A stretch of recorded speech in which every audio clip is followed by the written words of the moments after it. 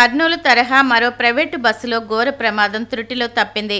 ఖమ్మం నుంచి విశాఖపట్నం వెళ్తున్న RRR private travels బస్సులో ఈ తెల్లవారుజామున కొవ్వూరు గ్రామం వంతెన వద్ద మంటలు చెలరేగి బస్సు మొత్తం దగ్ధమైంది.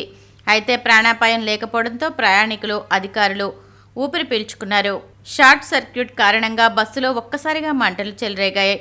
మంటల్ని గుర్తించిన డ్రైవర్ చాకచక్యంగా వ్యవహరించి బస్సును వెంటనే నిలిపివేశాడు. ఆయన అప్రమత్తతో పెను ప్రమాదం తప్పింది. బస్సులో ఉన్న 6 ప్రయాణికులు, 4 సిబ్బంది సురక్షితంగా బయటపడ్డారు. మంటల కారణంగా బస్సు పూర్తిగా దగ్ధమైంది. సమాచారం అందుకున్న అగ్నిమాపక సిబ్బంది సంఘటనా స్థలానికి చేరుకుని మంటల్ని అదుపులోకి తీసుకొచ్చారు. ప్రయాణికులను వేరే బస్సులో అక్కడి నుంచి తరలించారు. మలికిపురం మండలం ఇరుసుమండలోని ఓఎన్జీసీ బావి నుంచి వెలువడిన బ్లోఅవుట్ తీవ్రత తగ్గింది. రానున్న 3-4 రోజుల్లో మంటలు పూర్తిగా అదుపులోకి వచ్చే అవకాశాలున్నట్లు అధికారులు వెల్లడించారు. మంటలను పూర్తిగా అదుపు చేసేందుకు విదేశీ నిపుణులను కూడా రప్పిస్తున్నారు. ఇప్పటికే బ్లోఅవుట్ వంటి విపత్కర పరిస్థితులను సమర్థంగా అదుపులోకి తీసుకువచ్చే ఓఎన్జీసీ ప్రత్యేక బృందాలు ఢిల్లీ, ముంబై నుంచి వచ్చాయి. Technology field services director Vikram Saxena ఈ పనులను పర్యవేక్షిస్తున్నారు. ప్రాంతీయ విపత్తుల నిర్వహణ బృందం హెడ్ శ్రీహరి పరిస్థితులను అంచనా వేసి సిబ్బందికి సూచనలు ఇస్తున్నారు. ఆయనకు పలు ప్రాంతాల్లో బ్లోఅవుట్లను విజయవంతంగా నియంత్రించిన అనుభవం ఉంది. మంటలు పూర్తిగా అదుపులోకి వచ్చాక బావి లోపల లీకులు గుర్తించి రసాయనాలతో కూడిన బురదను వేగంగా లోపలికి పంపి నియంత్రిస్తారు. ఇందుకు 4-5 రోజులకు పైగా సమయం పట్టనున్నట్లు నిపుణులు చెబుతున్నారు. సంక్రాంతి పండుగను పురస్కరించుకుని భవానీ చారిటబుల్ ట్రస్ట్ ఆధ్వర్యంలో ముగ్గుల పోటీలు వరుసగా 5వ రోజు 37, 39, 40, 41, 42, 43 డివిజన్లలో ఉత్సాహంగా జరిగాయి. వందలాది మంది మహిళలు వేసిన ముగ్గులను ఎమ్మెల్యే ఆదిరెడ్డి శ్రీనివాస్ తిలకించారు. రంగురంగుల ముగ్గులు, గొబ్బెమ్మలు, సంప్రదాయ అలంకరణలు, హరిదాసులు, పల్లెపాటలతో ఆయా వార్డుల్లో ముందస్తు సంక్రాంతి శోభను తెచ్చింది.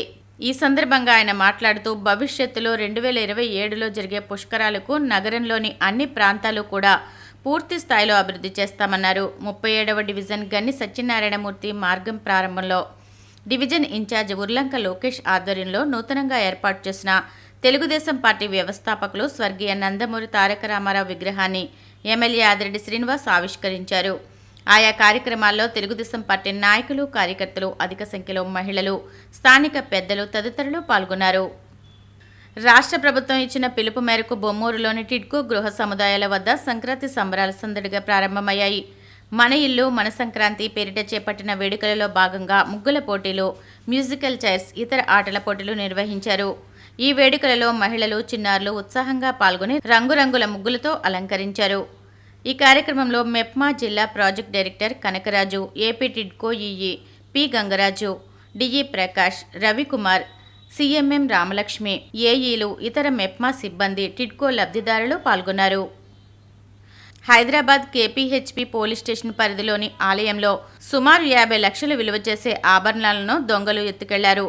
దుండగులు అర్ధరాత్రి సర్దార్ పటేల్ నగరంలోని వెంకటేశ్వర స్వామి ఆలయంలోకి ప్రవేశించారు. గర్భగుడి తాళాలు పగలకొట్టి విగ్రహంపై ఉన్న 50 లక్షల విలువైన వెండి ఆభరణాలను ఎత్తుకెళ్లారు. గమనించిన స్థానికులు పోలీసులకు సమాచారం అందించారు. గుడి దగ్గరకు చేరుకుని పోలీసులు క్లూస్ సేకరిస్తున్నారు.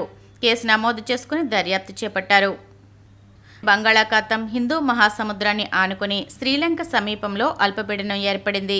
దీని ప్రభావంతో రానున్న 24 గంటల్లో నైరుతి బంగాళాఖాతం పరిసరాల్లో వాయుగుండంగా మారే అవకాశం ఉందని వాతావరణ కేంద్రం తెలిపింది.